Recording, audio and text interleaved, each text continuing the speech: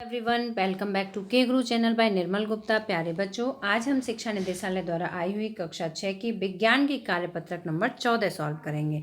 सभी विद्यार्थी अपनी वर्कशीट पर अपना नाम लिखेंगे, कक्षा अध्यापक का नाम लिखेंगे, तिथि लिखेंगे 18 नवंबर 2020। तो स्टार्ट करते हैं बच्चों आज की वर्कशीट, जिसमें आप पाठ पढ़ेंगे पौधों को जानिए। पौधों को जानिए, इस पाठ को बच्चों आप पिछली 2-3 वर्कशीटों के माध्यम से और पढ़ चुके हैं, तो इसे ही हम आज की वर्कशीट में कंटिन्यू रखेंगे। पौधों को जानिए। तो इसमें हम सबसे पहला टॉपिक पढ़ेंगे, पौधे भोजन कैसे बनाते हैं। पौधे भोजन कैसे बनाते हैं? तो देखिए, पौधे अपना भोजन पत्तियों में बनाते हैं। पत्तियों के द्वारा पौधे अपना भोजन बनाते हैं। उन्हें भोजन मिट्टी या पानी से नहीं मिलता है। ना तो मिट्टी से भोजन मिलता है पौधों को, और ना ही पानी से मिलता है ना। तो पत्तियां भोजन बनाती हैं। पत्तियां हरी होती हैं। पत्तियां हरी होती हैं बच्चों। हरी क्यों होती हैं? क्योंकि पत्तियों में क्लोरोफिल नामक एक पदार्थ पाया जाता है, जिसकी उपस्थिति के कारण सभी पत्तियां हरी होती हैं। सभी तो नहीं, लेकिन अधिकांशतर पत्तियां हरी होती हैं। आपने देखा होगा कुछ पत्तियां लाल रंग की भी होती हैं, है ना। तो रंग हरे और पीले रंग की भी होती हैं। तो जो ऐसे प्लांट भी होते हैं जिनकी पत्तियां लाल और पीली भी होती हैं, लेकिन सभी पत्तियां जिनमें कि हरा रंग होता है, उन सभी में क्लोरोफिल की उपस्थिति होती है, और क्लोरोफिल के कारण ही वो हरे रंग की होती हैं। इसीलिए भोजन बना पाती हैं। पत्तियां हरी होती हैं, इसीलिए भोजन बना पाती हैं। यह हरे रंग का रासायनिक पदार्थ क्लोरोफिल कहलाता है। जो हरे रंग का रासायनिक पदार्थ है उसे क्या कहते हैं बच्चों? उसे क्लोरोफिल कहते हैं। भोजन बनाने की प्रक्रिया को प्रकाश संश्लेषण कहते हैं। जो भोजन बनाने की प्रक्रिया, उसे क्या कहा जाता है? उसे प्रकाश संश्लेषण कहते हैं। ठीक है।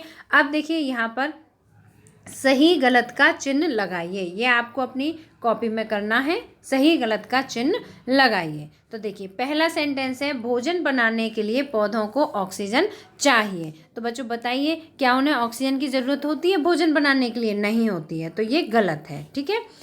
दूसरा सेंटेंस है, पौधों को भोजन मिट्टी से मिलता है। तो अभी हमने वर्कशीट के माध्यम से पढ़ा था कि उन्हें भोजन ना तो मिट्टी से मिलता है और ना ही पानी से मिलता है। ठीक है। तो ये दूसरा वाक्य भी हमारा गलत है।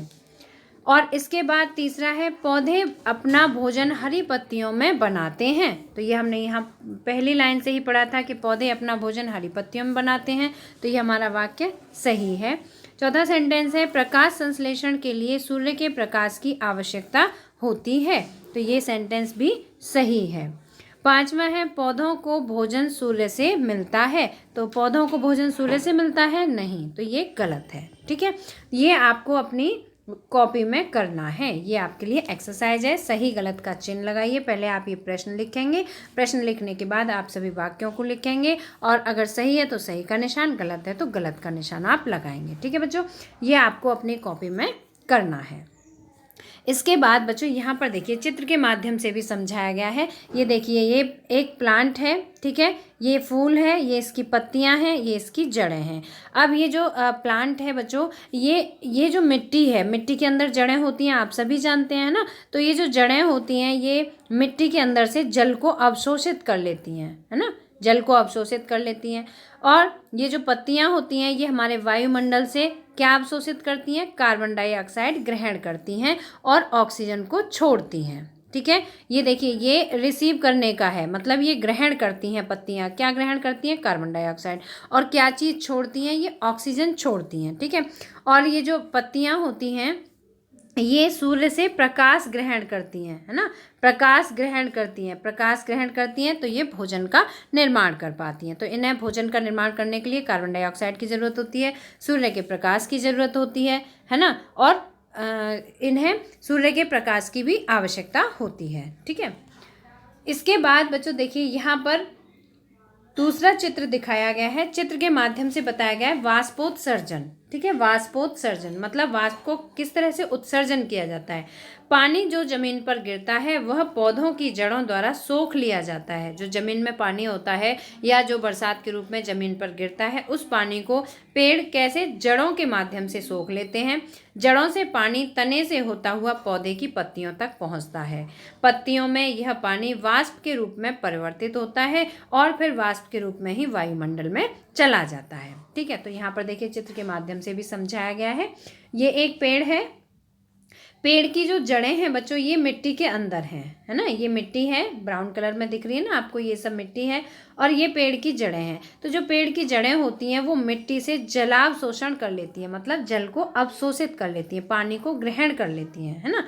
फिर ये देखिए रसारोहण, यहाँ पर लिखा हुआ है रसारोहण, इसका मतलब है कि जो पानी होता है वो तने से होता हुआ पत्तियों तक पहुँच जाता है ना, पानी तने से होता हुआ पत्तियों तक पहुंच जाता है और फिर जितनी आवश्यकता होती है पेड़ उतना पानी अपने संचय करके रखता है ना। और उसके अलावा जैसे धूप निकलती है तो क्या होता है, जल का वाष्प के रूप में निष्कासन, जो पानी होता है इन पत्तियों में या जो तने में जो पानी होता है वो भाप के रूप में हमारे वायुमंडल में चला जाता है। जल का वाष्प के रूप में निष्कासन मतलब वाष्प के रूप में जल निकल जाता है। ठीक है बच्चों, अब देखिए आइए अभ्यास करें, ये भी आपको अपनी वर्कशीट में लिखना है। आइए अभ्यास करें, ये आपको अपनी वर्कशीट में लिखना है। तो ये हेडिंग नहीं लिखनी है, ये प्रश्न लिखने हैं आपको, ठीक है। तो यहाँ से देखिए, वाष्पोत्सर्जन के लिए पानी कहाँ से कहाँ तक पहुँचता है, यह जानने के लिए नीचे दिए गए वाक्यों को सही क्रम में लगाइए। तो यहाँ पर देखिए हमने क्या देखा था, सबसे पहले हमने क्या देखा था कि जो पानी होता है वो जड़ें अवशोषित करती हैं, ये पढ़ा था। इसके बाद जो तना है वो पानी को पत्तियों तक पहुँचाता है, ठीक है। इसके बाद जो पत्तियाँ होती हैं वो जल का वाष्प के रूप में निष्कासन कर देती हैं। तो यही हमने पढ़ा था वाष्पोत्सर्जन में। तो यहाँ पर देखिए आपको सही क्रम बताना है ना, नीचे दिए गए वाक्यों को सही क्रम में लगाइए। तो सबसे पहला कार्य क्या हुआ था बच्चों, जड़ों ने पानी को अवशोषित किया, ठीक है। तो यहाँ पर ये आप लिखेंगे नंबर 1, जड़ पानी को अवशोषित करती हैं, ये नंबर 1 है। सबसे पहले जड़ ने अवशोषित किया, उसके बाद तना पानी को पत्तियों तक पहुँचाता है ना, नहीं, उसके बाद देखिए दूसरे नंबर पे होता है जो पानी है वो जड़ से तना तक पहुंचता है, जड़ से तने तक पानी पहुंचता है, ये दूसरे नंबर का है।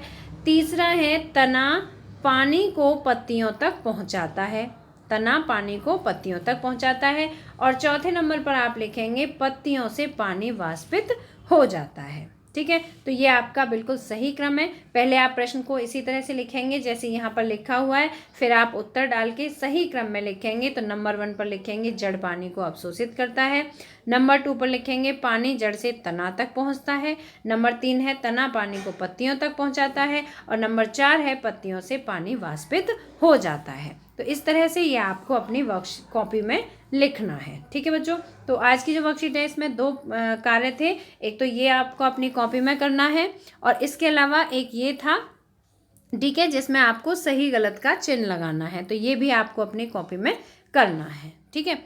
अब देखिए यहाँ पर एक क्रियाकलाप दिया गया है, तो क्रियाकलाप भी पढ़ लेते हैं। 2 गमले लीजिए, एक जैसे पौधे लगे हुए, ठीक है। 2 गमले लीजिए जिनमें एक जैसे पौधे लगे हों, एक पौधे की पत्तियों पर पॉलीथीन धागे से बांध दीजिए। जो पत्तियां हैं इस पर क्या किया, पॉलीथीन को धागे से बांध दिया, उसे धूप में रख दीजिए, उसे हमने धूप में रख दिया। अब क्या होगा बच्चों, क्या उनसे ऑक्सीजन निकल पाएगी। इसका नाम रख दीजिएगा क, ठीक है, जिस पे हमने पॉलीथीन बांधी पत्तियों पर, ठीक है, ऐसे पॉलीथीन बांध दी, उसका हमने क्या नाम दिया, क नाम दिया। दूसरे गमले की पत्तियों पर भी एक पॉलीथीन धागे से बांध दीजिए, एक दूसरा गमला लीजिए, उसकी भी पत्तियों को पॉलीथीन से बांध दीजिए, उसे घर के अंदर रख दीजिए, उसका नाम रख दीजिए ख, इसका नाम रख दीजिए बच्चों ख, ठीक है। अब इसका नाम हमने ख रख दिया, इसका क रख दिया। तो क्या करना है, 12 घंटे बाद दोनों गमलों की पॉलीथीन को देखिए, 12 घंटे बाद दोनों गमलों की पॉलीथीन को देखिए। तो देखिए क में क्या होगा, गमले के पॉलीथीन में आपने क्या देखा वह लिखिए, और ख में क्या हुआ, गमले के पॉलीथीन में आपने क्या देखा वह लिखिए, ठीक है बच्चों। तो देखिए जो क होगा, जो क है उसमें क्या होगा, यहाँ पर आपको जो पॉलीथीन है इसके अंदर यहाँ पर आपको पानी की बूंदें दिखाई देंगी, है ना, यहाँ पर पॉलीथीन के अंदर, ठीक है, यहाँ आपको पॉलीथीन में पानी की बूंदें दिखेंगी। आप यही लिखेंगे, जो पहला है मैं आपको यहाँ पर लिख के भी बता देती हूँ, ठीक है, तो आप अपनी कॉपी में आसानी से लिख पाएंगे। ओके, तो देखिए पहले का आप उत्तर लिखेंगे, यहाँ आपको पॉलीथीन में पानी की बूंदें दिखेंगी, तो यहाँ पर आप लिखेंगे पानी, पॉलीथीन में पानी की बूंदें दिखेंगी। ठीक है, जो बाहर धूप में रखा होगा तो उसमें क्या होगा, पानी की बूंदें दिखाई देंगी। और फिर दूसरा देखिए, गमले के पॉलीथीन में आपने क्या देखा वह लिखिए। तो बच्चों जो दूसरा वाला है इसमें पानी की बूंदें नहीं दिखेंगी। ठीक है, पानी की बूंदें आप इसी तरह से लिखेंगे, पानी की बूंदें नहीं दिखेंगी। तो ये हुई आपकी एक्टिविटी बच्चों। इसी तरह से आपको अपनी वर्कशीट में लिखना है।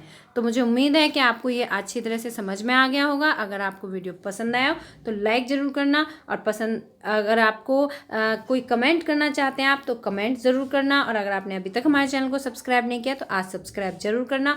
मिलते हैं फिर इसी तरह की नेक्स्ट एजुकेशनल वीडियो में। और बच्चों चलते समय आपको एक मैसेज ज़रूर पढ़ना है, कोविड-19 के विरुद्ध लड़ाई में सुरक्षित रहने के लिए मास्क पहने। जब भी आप बाहर जाएं तो मास्क को जरूर पहने। तो बच्चों मिलते हैं फिर नेक्स्ट एजुकेशनल वीडियो में। Till then bye bye, good luck to all of you.